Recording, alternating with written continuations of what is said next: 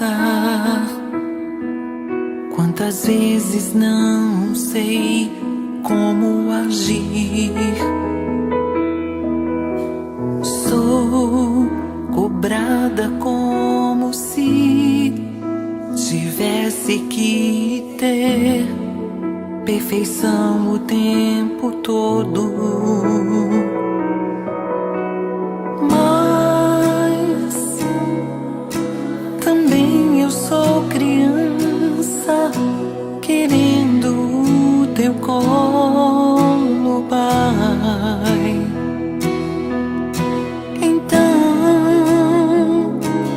hoje tudo que eu quero é clamar e ser por ti atendida. Entrego a minha vida em tuas mãos, para que os meus filhos tenham a mãe que necessita.